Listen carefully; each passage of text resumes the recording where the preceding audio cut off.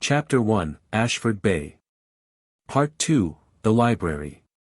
The brass clock on the library's brick face kept 4 honest minutes ahead of town time, like it wanted to be done with the day before the fog could ask it to stay. Inside, the air had the quiet temperature of pages. Dust, leather, paste, humble perfumes that know how to keep a secret without making a fuss about it. A bell told the door I'd come in. The room looked up and then pretended it hadn't. High windows, tall stacks, a reading table that had been argued at by generations of elbows. A narrow desk near the entrance where authority lived in the shape of a blotter, a stamp pad, and a pair of wire-rimmed glasses. She wore the glasses. Chestnut hair pulled back like a rule you could bend but not break, cardigan the color of wet stone, mouth arranged for skepticism. 27, if a gambler was calling. Her eyes made quick notes and filed them without moving. "We close in 10 minutes, she said. 9 ought to do, I said. If the 9 are good. They usually are when used properly. A pencil lived behind her ear like a co-conspirator. You looking for something or trying to look like you aren't? Both. I set the Chronicle on the counter, folded to the headline about the rocks. Back issues. Shipwrecks, drownings. Anything the town calls the devil's teeth. We don't endorse the Chronicle's adjectives, she said. But our files are exhaustive as sin. A small tilt of her head. Card. I travel light. Name. Read. Jonathan. Miss Whitmore, she countered, writing it down in a hand that didn't waste flourishes. Clare. If you put the H in my first name I will remove it from your last. She pushed a fountain pen across the blotter. Print neatly. The archives don't forgive. The pen scratched. While the ink thought about drying, I took a look past her shoulder. The card catalog stood like a regiment, honey oak drawers, brass pulls, the town's memory index to 3 by 5 inches. I'd seen one of those cards already today, used for something other than shelving. She followed my eyes. We have systems, she said. They work. Often enough to make people suspicious. She stamped a date onto a paper slip with a lethality that would have impressed a bailiff. Harbormaster's ledgers are on the long table. Local deaths in the second case. Bound issues of the Chronicle are upstairs. I'll get you last summer's. This place makes a noise when you walk in it, please make the considerate version. She left the desk, moving like someone who didn't have spare time to lend. The pencil behind her ear stayed put. I stepped to the catalog and pulled a drawer, C.D., cards shuffled past my thumb like a flock of quiet birds. Caldwell, family, endowment, Caldwell, Henry, philanthropy, Caldwell, Richard, military service, church, history, then, devil's teeth, see also, shipwrecks, tide tables, lighthouse, accidents. The card stock was the same toothed cream I'd found under my door. Library hands had trimmed it. Library ink had kissed it. I put the drawer back the way you put a sleeping child down, and turned as she came back with 2 cloth-bound volumes stacked against her hip. You a reporter, Mr. Reed? She asked. Retired, I said. From what? From being sure of anything. The library offers no cure for that. She set the books on the table. June through September. The harbor keeps a separate book.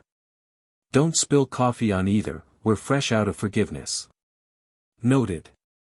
I opened the ledger. Handwriting marched the columns like a tired army, dates, tides, wind, remarks. Asterisk June 12th, fog heavy, bell at interval. July 2nd, lantern maintenance. August 3rd, rescue of one fisherman, shoal north of D.T. Asterisk the initials sat there like teeth indeed. Who keeps the light? I asked without looking up. Grady, she said. And his boy. The Coast Guard signs the checks, the weather signs the orders. The town likes them. The town likes not drowning, she said. The pencil had migrated to her fingers, she tapped it once against the desk and the sound measured out a thought. Sheriff Harvey doesn't like strangers reading the past as if it were tomorrow's paper.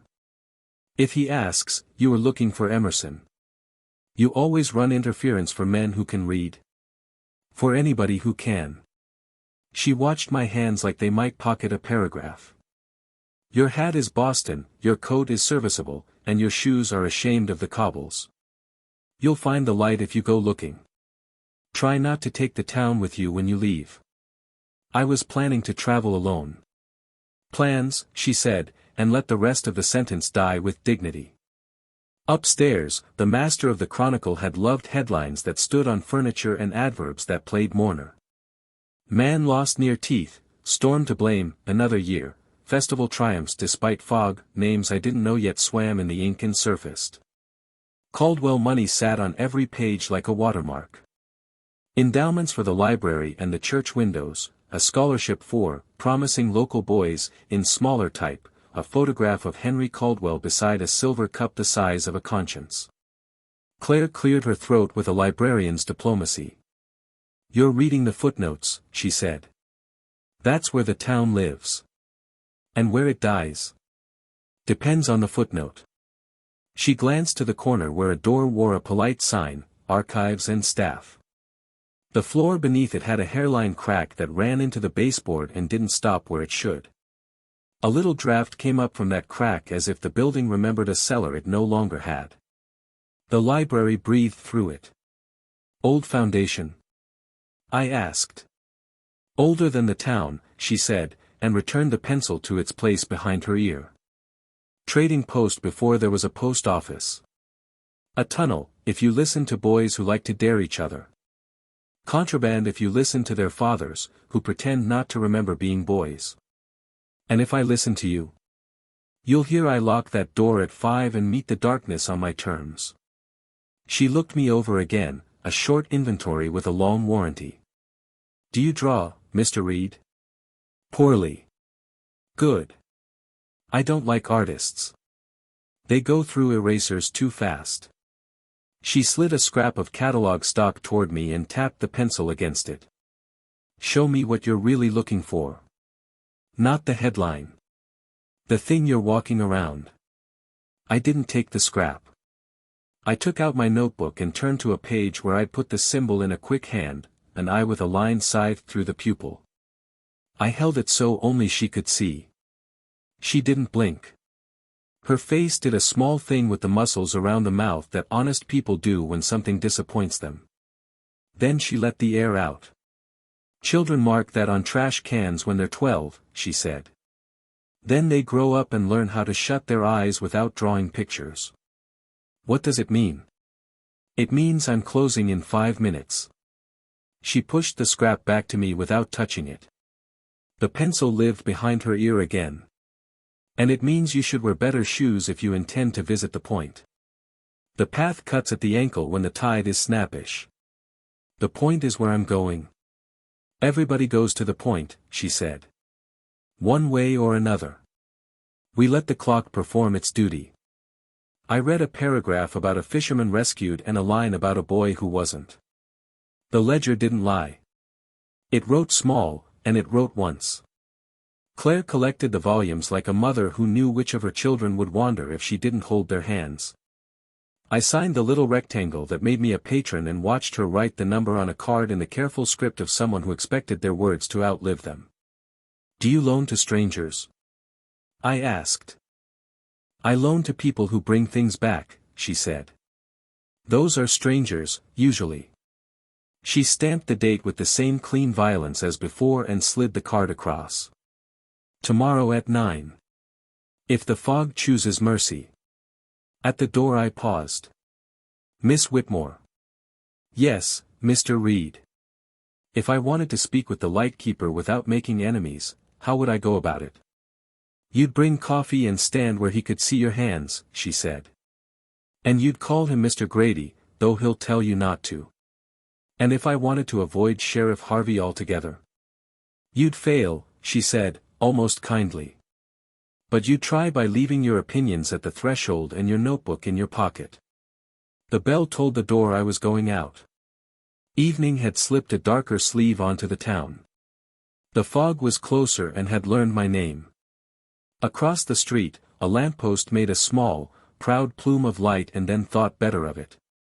Somewhere up the hill, the Caldwell house showed a window like a single tooth in a black mouth. A shape stood across the way under the failed lamplight.